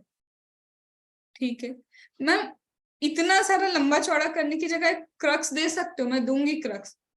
ये फाइनेंशियल कॉर्पोरेशन, फाइनेंशियल मतलब वही बैंक वाले लोग ही, ये भी बैंक वाले लोग ही हो गए, ये भी बैंक वाले लोग ही हो गए। बैंक बैंक बैंक ही चल रहे हैं आपस में। बैंकिंग वाले, बिजनेस वाले एक दूसरे को टाइम डिपॉजिट पे इंटरेस्ट पे करते हैं। No TDS, no TDS, no TDS without limit. ये क्रक्स है उसका। मैम सिर्फ क्यों बैंकिंग वालों को नहीं, तुम देखो ना इंश्योरेंस वालों को भी छोड़ दिया उन्होंने। कोई भी अगर इंश्योरेंस का बिजनेस करता है, कोई भी कंपनी इंश्योरेंस बिजनेस करे या बैंक के किसी फॉर्म के बिजनेस में हो, तो इन सबको क्या बोला है? Without limit no TDS. इतनी बात समझ में आई? अभी तक आ रही थी, अभी रुकना इसके लिए। और पे ही दिया है ना इन्होंने, कम थोड़ी ना ये लोग। पहले मैम आप पेयर पे हो क्या? हाँ पेयर पे। कौन कौन था मेरा पेयर को 40-50 के लिए? 40-50 के लिए 3 लोग थे। वही कोऑपरेटिव सोसाइटी मतलब कोऑपरेटिव बैंक हो गया, फिर मैम मेरा नॉर्मल बैंक हो गया, फिर एक वो पोस्ट ऑफिस वाला बोला था। इन दोनों में तो टाइम डिपॉजिट बोला था, लेकिन यहाँ सिर्फ डिपॉजिट बोला था। और नॉर्मल बात तो आपने बोली दी है कि सेविंग पे तो कुछ लगता ही नहीं है, तो कहीं पे भी सेविंग करो। टीडीएस का कॉन्सेप्ट कहीं पे भी नहीं आएगा सेविंग में। ठीक है, फिर चाहे तुम पोस्ट ऑफिस में जाके भी सेविंग कर लोगे ना, तो 40-50 मत लगाने बैठना। ठीक है, ठीक है। फिर इसके बाद मैम पेई कौन हो सकता है? बैंकिंग वाले लोग या बैंकिंग जैसे लोग, या इंश्योरेंस वाले लोग या इंश्योरेंस जैसे लोग, मतलब जो इंश्योरेंस का बिजनेस करते हैं, याद कराने के लिए। इन पे तो मैम कोई लिमिट ही नहीं, विदाउट लिमिट टीडीएस होगा ही नहीं। अब फिर एक दिया और पेई। पेई कौन है पता है? किसको दे रहे हो मैम? सोसाइटी को दे रहे हो। किसको दे रहे हैं? पेई कौन है? कोऑपरेटिव सोसाइटी है। कोऑपरेटिव सोसाइटी है, बैंक नहीं है, बैंक नहीं है, बट ये कोऑपरेटिव सोसाइटी इंटरेस्ट पे करती है। किसको? अपने मेंबर्स को। या फिर ये कोऑपरेटिव सोसाइटी दूसरी कोऑपरेटिव सोसाइटी को क्या करती है? पेमेंट करती है इंटरेस्ट का। ये पता है कौन सा सेक्शन है जिसमें पेई भी देखना है तुमको और पेयर भी देखना है? यही होना चाहिए। अब ये दोनों वही है। पहले सिर्फ पेई की बात चल रही थी, फिर पेयर की बात चल रही थी, अब बोलते पे करने वाला यही होना चाहिए। और लेने वाला कौन होना चाहिए? या तो उसका मेंबर या फिर कोई और कोऑपरेटिव सोसाइटी। पहले यहां तक समझ में आया? अब मैम एक कोऑपरेटिव सोसाइटी है, ध्यान से सुनना। मैम कोऑपरेटिव सोसाइटी क्या कर रही है? इंटरेस्ट पे कर रही है। ठीक है, ये कोऑपरेटिव सोसाइटी ए बैंक वाला काम करती है और केस नंबर बी बैंक वाला काम नहीं करती है। अगर मैम एक कोऑपरेटिव सोसाइटी जो बैंक वाला काम करती है वो अगर इंटरेस्ट पे करती है, तो पता है क्या याद आ रहा है? अगर ये टाइम डिपॉजिट है तो तुम्हें ये लगाना पड़ेगा। कहाँ सीखा ये मैंने 40-50? यही तो सीखा। अगर बैंक वाला काम करती है कोऑपरेटिव सोसाइटी और टाइम वाला डिपॉजिट है, तो यहाँ 40-50 लगेगा। क्योंकि पता है क्या है? यहाँ लिखा है ऐसी कोऑपरेटिव सोसाइटी को इंटरेस्ट देना है जो बैंक वाली नहीं हो, क्योंकि बैंक वाले के लिए तो हमने अलग से बता दिया सब कुछ। इतनी बात समझ में? एक मिनट, लेकिन बोला जो उतना समझ में आया अभी?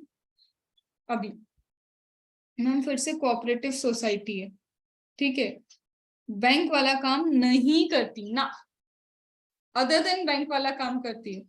किसको दे रहे हो भाई इंटरेस्ट? मैम अपने ही मेंबर को दे रहे हो, कोई टीडीएस नहीं।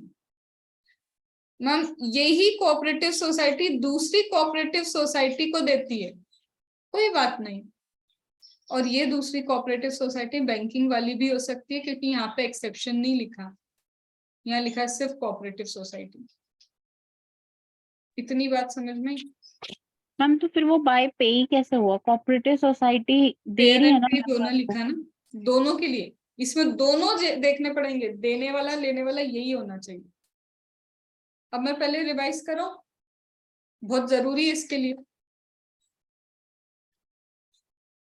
खतरनाक है, सच बोल रही हूँ। ये अभी समझ में आ रहा है, लेकिन इसका चार्ट नहीं बनाना, अगर तुम्हारा शर्त लगा लो कल भूल जाओगे, कल ही भूल जाओगे, क्योंकि बहुत सारी चीजें इसमें। मैम सबसे पहले क्या था 194A, कोई भी पर्सन हो सकता है जो interest other than interest on security देता है। इतनी बात क्लियर? ठीक है। इसमें मैम पेयर कोई भी हो सकता है, इसका मतलब इंडिविजुअल एचईएफ को भी आपने काउंट किया, और जब मैं इंडिविजुअल एचईएफ को काउंट करती हूँ तो मुझे टर्नओवर को ध्यान रखना पड़ेगा यहाँ पे। यहाँ तक बात क्लियर? ठीक है। अब मैम आते हैं हम अदर देन सिक्योरिटी में सिर्फ आते हैं डिपॉजिट्स पे, टाइम डिपॉजिट पे ही आती हूँ अभी मैम। कोऑपरेटिव बैंक या फिर पोस्ट ऑफिस के पास डिपॉजिट किया, ठीक है, टाइम डिपॉजिट। अगर बैंक या फिर कोऑपरेटिव बैंक के पास डिपॉजिट करते हो टाइम डिपॉजिट, तो 40 और 50,000 की limit is applicable pair basis पे, कि टीडीएस तो डिडक्ट करेंगे लेकिन 40-50 चेक करेंगे। जैसे ये बैंक है, सब समझो मैं बैंक हूं, मैं तुमको इंटरेस्ट दे ही रही थी, फिर सामने क्या देखा, ओहो सामने भी तो बैंक ही बैठी है, तो पे ही कौन हो गया? बैंक हो गई। तो अब मैं 40-50,000 की लिमिट लगाऊंगी क्या? अब तो चाहे मैं उसको 1 लाख भी दे रही होंगी, नो टीडीएस। फिर से मैं दे ही रही थी, ये लो ये लो, फिर सामने बोला उसने, किसने? संजना ने, कि मैम मेरी वो कंपनी है जो इंश्योरेंस का बिजनेस करती है। तो फिर क्या होगा? इसको अपने हाथ रोकने पड़ेंगे कि नो टीडीएस भैया। तो इंश्योरेंस एंड बैंकिंग के लिए देयर इज नो टीडीएस। इतनी तक बात समझ में आ गई? अब कोऑपरेटिव सोसाइटी पे आते हैं, सिर्फ कोऑपरेटिव सोसाइटी। मैं हूं कोऑपरेटिव सोसाइटी, मेरा ये हाथ बैंकिंग का काम करता है, तो जैसे ही देखोगे ना कोऑपरेटिव सोसाइटी बैंकिंग वाली, उससे पूछना टाइम डिपॉजिट हुआ है क्या? हाँ, तो तुम क्या बोलोगे? रुको, किसी को भी दो, चाहे मेंबर को दो चाहे कोऑपरेटिव सोसाइटी को, किसी को भी ये इंटरेस्ट दे रहे हो तुमको, तो वो 40-50,000 की लिमिट पे आना पड़ेगा। फिर इस वाले हाथ से पूछा, कोऑपरेटिव सोसाइटी हो? हाँ। बैंकिंग बिजनेस कर रही हो? नहीं। किसको दे रहे हो इंटरेस्ट? अपने ही मेंबर्स को। बैठ जा बेटा, 40-50,000 की लिमिट अप्लाई करोगे? अरे मैम यहाँ तो टीडीएस ही नहीं है। फिर से, कोऑपरेटिव सोसाइटी बैंकिंग में हो क्या? नहीं। किसको दे रहे हो इंटरेस्ट?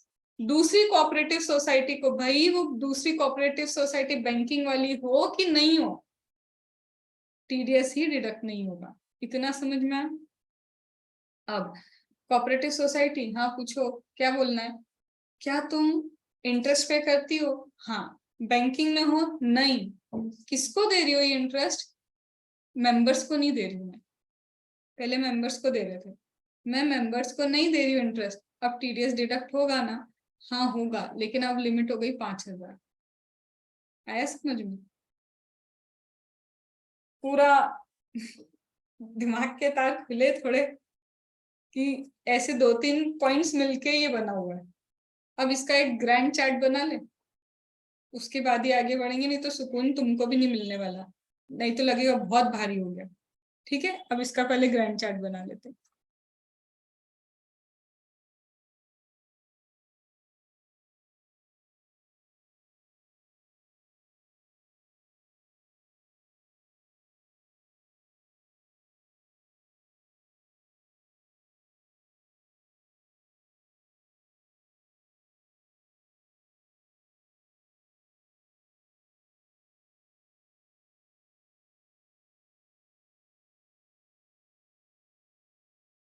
क्या इसको हेडिंग दूं?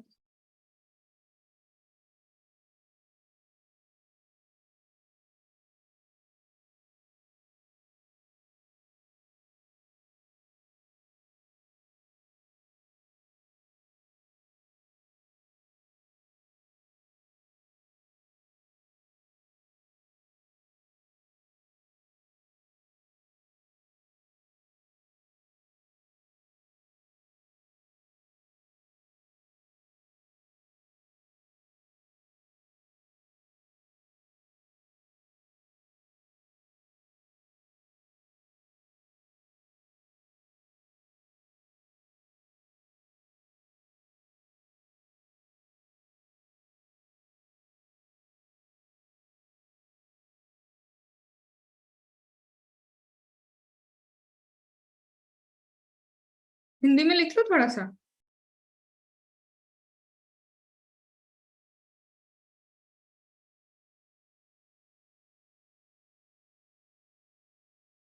मतलब बैंक हो या बैंकिंग वाले हो, एक्ट में हो, कुछ भी हो, चलेगा मुझे। ठीक है।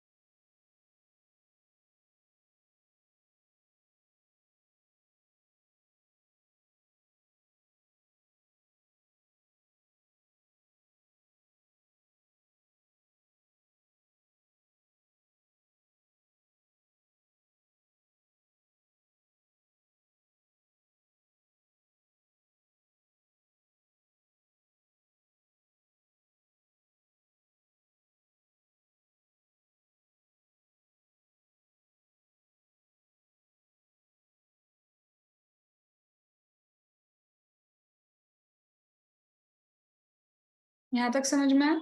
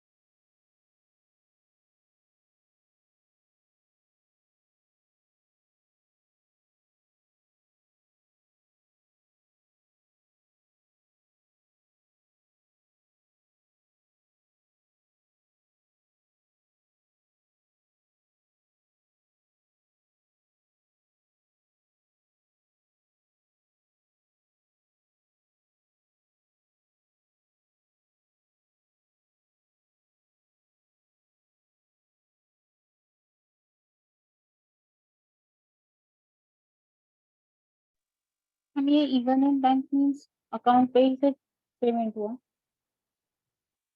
अगर आप पे कर रहे हो, खुद बैंकिंग बिजनेस में नहीं हो, लेकिन पे कर रहे हो, किसी को भी पे करो, फिर तुम चाहे तुम अपने मेंबर को पे करो या फिर किसी भी सोसाइटी को पे करो, कोई टीडीएस नहीं है।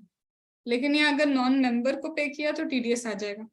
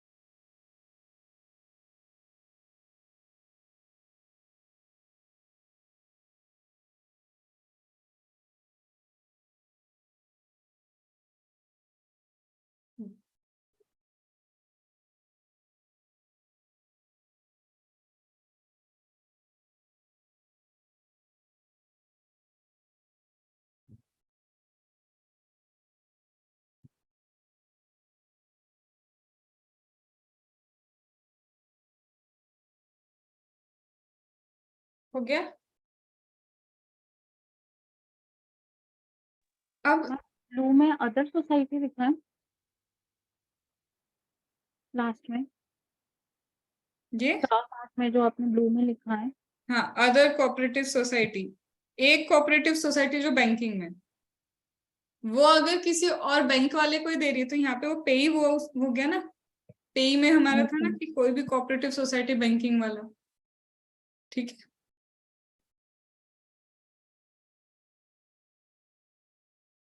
हमें पता है इसमें एक एक्सेप्शन और लिख सकती हूँ, क्या? अगर मैम यही कोऑपरेटिव सोसाइटी जो बैंकिंग वाली है वो अदर देन बैंकिंग वाली कोऑपरेटिव सोसाइटी को पे करेगी तो फिर 40-50 हजार लगेगा। आया समझ में? इसीलिए इसको नहीं करके खुद से ये फ्लो चार्ट बार बार बनाना, क्योंकि इसके क्वेश्चन हैं, ठीक है। और दिखने ये में बहुत ऐसा है कि अरे हाँ आ गया, समझ में आ गया। अब तुम खुद ही देखो ना, अभी अगर मैं पूछूं ना तो शायद एक आध बार तो सोचना पड़ जाएगा कि सच में टीडीएस आएगा भी या नहीं आएगा, ठीक है।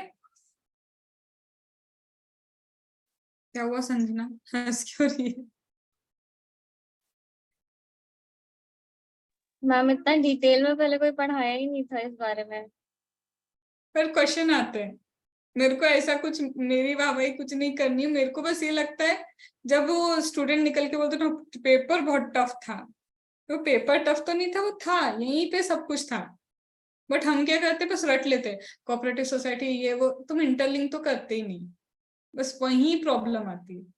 और जब दिमाग इतना चलना लग जाए ना तो उसको हर क्वेश्चन में भी इतना मत चलाना कि यहाँ तो कुछ तो गड़बड़ होगी, नहीं तो तुम खुद ही अच्छे क्वेश्चन की भी गड़बड़ खुद ही करके मत आ जाना, ठीक है।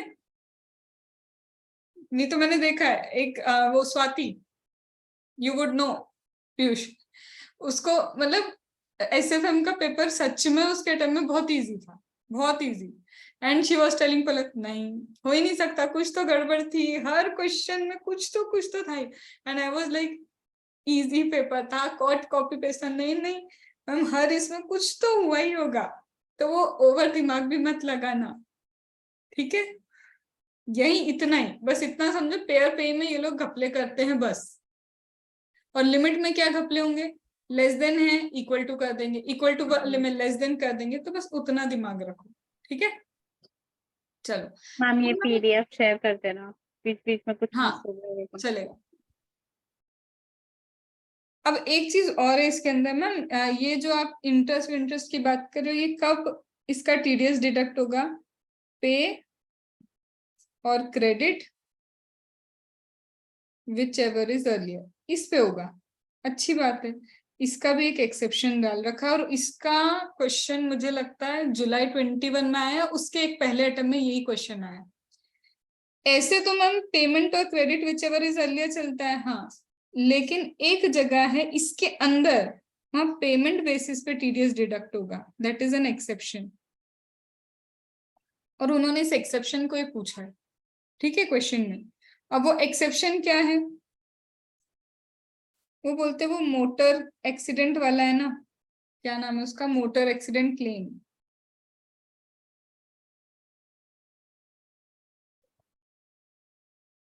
ठीक है, तो मोटर एक्सीडेंट क्लेम में वो बोलता है कि if interest on compensation awarded paid during financial year does not exceed 50,000।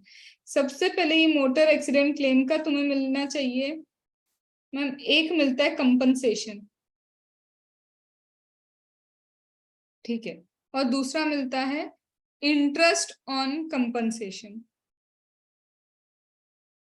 Ma'am पहली चीज बताओ, कंपनसेशन मिलने पे कोई टीडीएस आएगा क्या? बात ही नहीं हो रही ना मैम उस सेक्शन की, सेक्शन तो चल रहा है interest other than interest on security, तो इसको आप आगे मत बढ़ाओ।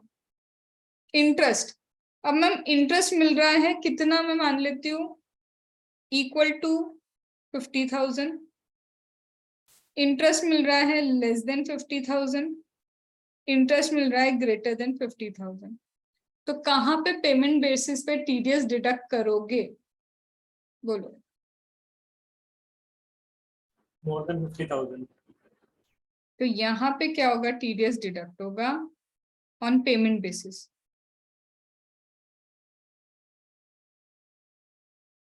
क्या यहाँ पे होगा? ना। इक्वल टू पे भी नहीं होगा, नहीं। और इतने से पे उनका क्वेश्चन आ चुका है। ठीक है, अब इसके बाद मैम इंटरेस्ट हम पार्टनर्स को भी तो पे करते हैं, कोई टीडीएस का कॉन्सेप्ट नहीं है।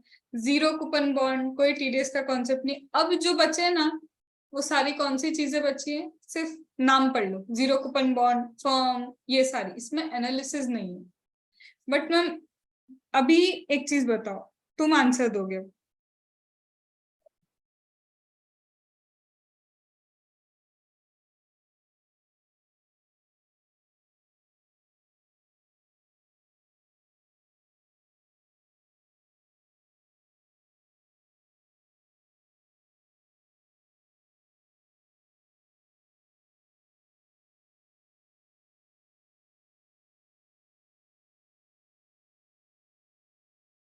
बोलो, पहले इसका आंसर दो।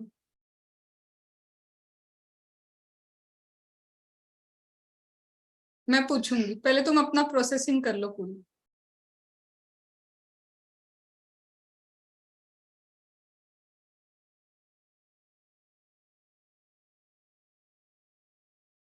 सबसे पहले चारुल मेरे को ये बताओ, टीडीएस आएगा या नहीं आएगा? कोऑपरेटिव बैंक है, जोर से बोलो। इंडिविजुअल कोऑपरेटिव बैंक है ना मैम, ये हाँ। रेजिडेंट इंडिविजुअल को ने डिपॉजिट किया है। और उसको 7,500 का इंटरेस्ट पे किया हमने। कैश में उसने पेमेंट किया, मतलब पहला अगर कैश कैश में में पे होगा किया तो टीडीएस आएगा, होगा, और अगर कैश में पे नहीं किया तो नहीं होगा। आंसर गलत। संजना तुम बताओ। मैम दोनों केस में आएगा, कैश में भी और ई मोड में भी। क्यों?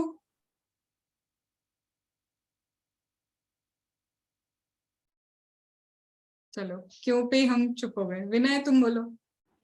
मैं डिपॉजिट कौन सा डिपॉजिट, एनी डिपॉजिट में चलो, किसी ने ये तो पूछा कि डिपॉजिट कौन सा है। सबसे पहले तो क्वेश्चन ये होना चाहिए, चारुल तुमने अपने आप ही सोच लिया रेसिडेंट इंडिविजुअल लिखा है, मैंने सिर्फ आर लिखा था। इंडिविजुअल तो मैंने बोला ही नहीं वहां पे कहीं, ये सेल्फ अजम्पशन चल रहा था अपना। ठीक है, अब मैम सबसे पहले कोऑपरेटिव सोसाइटी इंटरेस्ट दे रही है रेसिडेंट को, चलो वो सब हमने माना, लेकिन ये तो पूछो मेरे से मैम ये डिपॉजिट कौन सा है। तुमने वो पूछा ही नहीं मुझसे कि वो डिपॉजिट कौन सा है। अगर मैं बोलती हूँ चलो सेविंग डिपॉजिट है, और एक जगह लिख देती हूँ टाइम डिपॉजिट है, अब बताओ सेविंग के केस में क्या होगा? नहीं। नहीं। टाइम डिपॉजिट के केस में क्या होगा? Not deduction.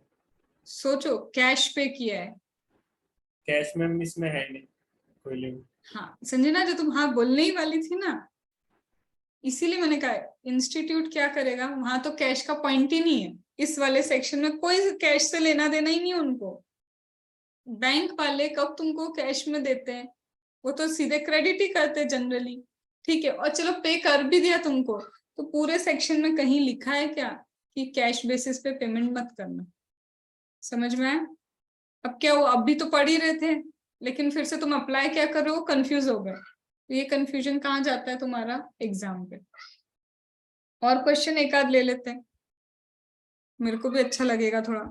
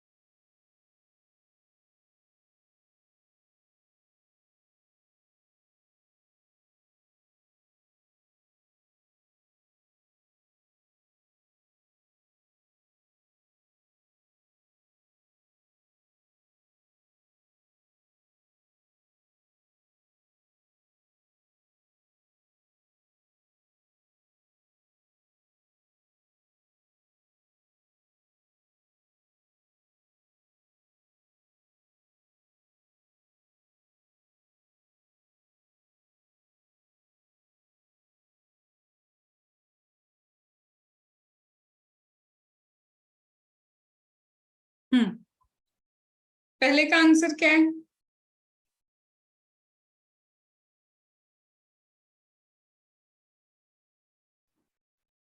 ये नॉन रेजिडेंट और एनआरआई तो बहुत डिफरेंट थिंग होती है वैसे तो।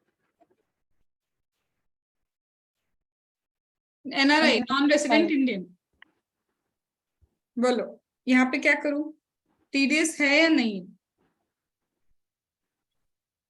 पहले ये बताओ, टीडीएस हाँ करूं कि ना करूं?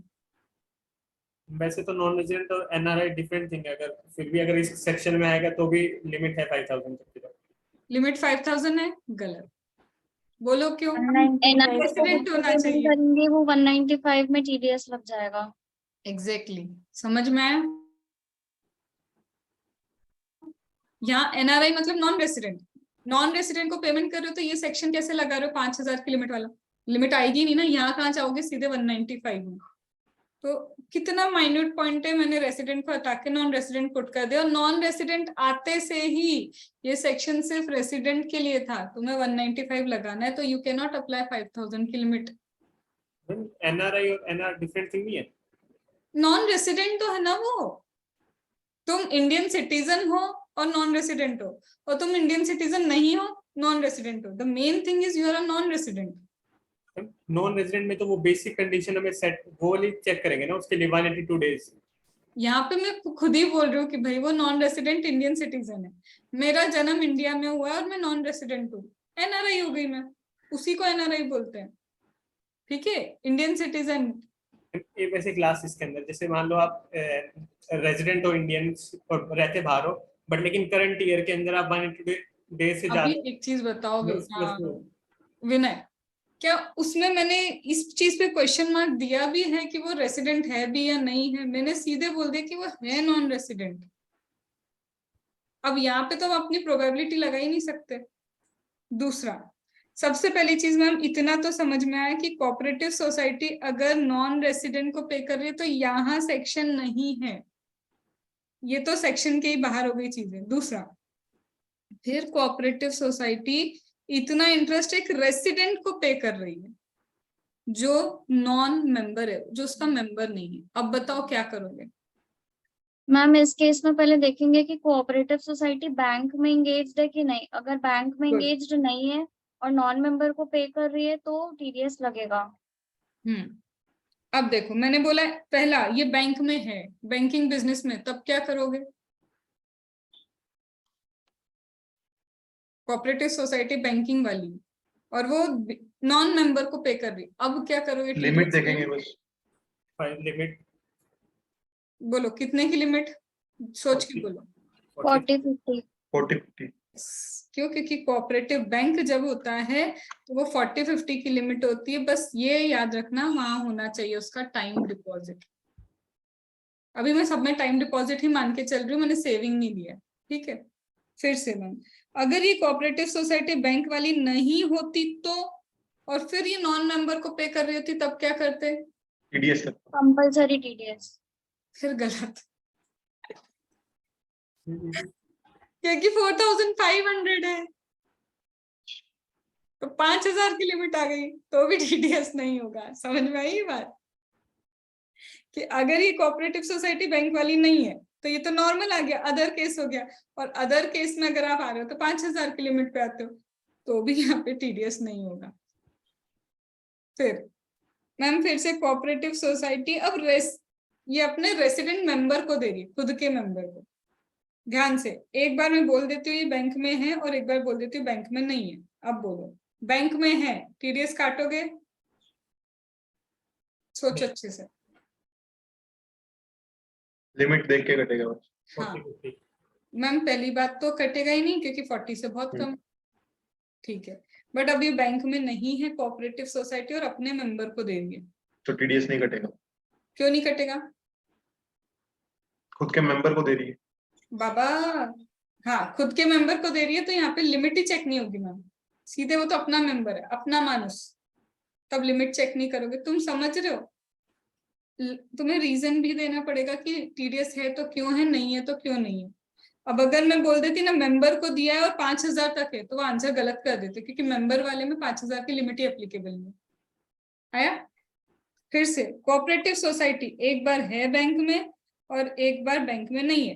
कोऑपरेटिव सोसाइटी बैंक में है और अपने बैंक वाले मानुस को 50,000 पे कर रही है, क्या कर? नहीं लगेगा। क्यों नहीं लगेगा, रीजन दो। क्योंकि बैंक टू बैंक दे रहा है, पेई कौन हो गया मेरा, बैंक हो गया। Cooperative bank. देने वाले का तो छोड़ो, पेई तो बैंक है, तो वहीं पे हमने बोल दिया था विदाउट लिमिट टीडीएस नहीं। अब ये तो बैंक नहीं है और बैंक वाले को 50,000 दे रहा है।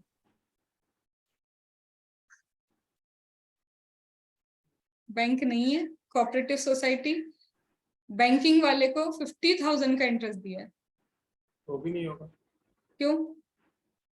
नीचे वो पेयर एंड पे था ना मैम, नीचे भी 50,000 दिया है। लिमिट ही नहीं। एक्यूरेट आंसर चाहिए और तुमने इससे पहले मेरे को एक्यूरेट आंसर बता दिया, फिर कंफ्यूज हो गए 50,000 को देख के।